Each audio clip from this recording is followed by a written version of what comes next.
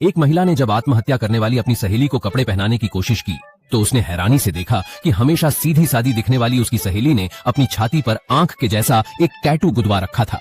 इसके अलावा पुलिस ने उसकी चीजें साफ करते समय यह भी पाया कि उसके कार के ट्रंक में 1 मिलियन की लग्जरी आइटम्स थीं और उसके बैंक खाते में 1,80,000 की जमा राशि थी। यह सुनकर यान लिंग हैरान रह गई और बोल भी नहीं पाई।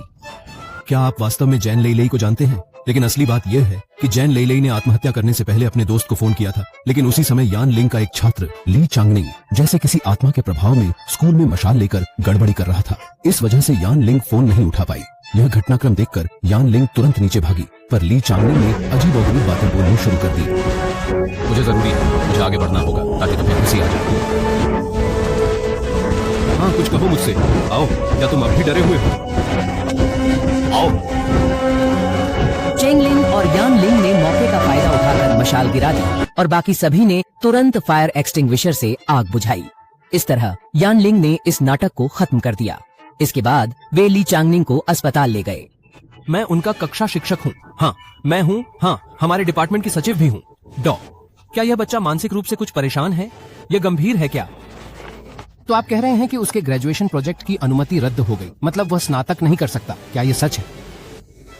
हाँ, ऐसा हो सकता है। जांच के परिणाम के अनुसार ली चांगनिंग को मानसिक बीमारी नहीं है, इसलिए डॉक्टर ने अनुमान लगाया कि शायद स्नातक न कर पाने के कारण वह भावनात्मक रूप से बहक गया और इस तरह का व्यवहार किया। इस वजह से डॉक्टर ने शिक्षकों को भी सवालों के घेरे में ला दिया।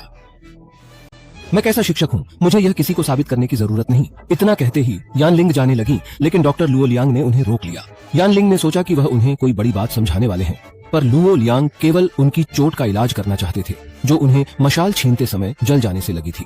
इस समय यान लिंग ने सोचा कि डॉक्टर केवल भला करने के इरादे से उनकी मदद कर रहे हैं, लेकिन वह नहीं जानती थी कि लुओ लियांग के मन में कुछ और भी चल रहा था। चोट का इलाज करवाकर घर पहुंची यान लिंग को पुलिस स्टेशन से एक फोन आया। हेलो, कौन बात कर रहा है? क्या आप यान लिंग हैं? यह मैं हूँ। क्या आप जियान लीली को जानती हैं? असल में जब वह अस्पताल में छात्रों के मामले निपटा रही थीं, उनकी सबसे करीबी सहेली जियान लीली ने आत्महत्या कर ली। पुलिस द्वारा दी गई निगरानी फुटेज में दिखा कि आधी रात में जियान लीली अकेले कार चलाकर नदी के किनारे पहुंची। शीशे के सामने लिपस्टिक लगाते हुए धीरे धीरे सीट को झुकाया, गाड़ी चालू करके एक ऑथिन ऑक्साइड से खुद को जहर देती रही। इस आत्महत्या के तरीके में कोई दर्द नहीं होता और मौत भी असुविधाजनक नहीं लगती। यह सच है कि यह तरीका लड़कियों के आम आत्महत्या मानसिकता पूर्ण प्रवृत्ति के करीब है, लेकिन यान लिंग को विश्वास नहीं था कि उनकी दोस्त आत्महत्या करेंगी। लीली आत्महत्या नहीं कर सकती। वह ऐसा कैसे कर सकती हैं? क्योंकि उनके जिम्मे 2 बुजुर्गों की देखभाल थी और वह एक प्रेम कहानी में थी जो शादी की बात तक पहुंच चुकी थी। पर अगले ही पल पुलिस ने उनकी सहेली का लिखा हुआ सुसाइड नोट सामने रख दिया। पिता, क्या इस मामले में कोई नोट लिखा गया है? मैंने एक बहुत बड़ा गुनाह किया है।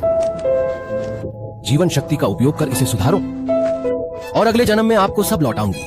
इस सुसाइड नोट के घोर निराशाजनक और अंतिम अंदाज को पढ़कर यान लिंग ने अपनी सहेली की आत्महत्या की सोच को पहचान लिया। लग रहा था कि यह आत्महत्या ही है, पर जब यान लिंग अपनी सहेली की आत्महत्या को स्वीकार करने लगी, उनकी सहेली के माता पिता पुलिस स्टेशन पहुंचे। वे अपनी बेटी की आत्महत्या को मानने से इनकार कर रहे थे। सहेली की मां वहीं बेहोश हो गईं और उन्हें अस्पताल ले जाया गया। उनके पिता ने यान लिंग से उनकी बेटी का सामान समेटने के लिए घर साथ चलने की गुजारिश की।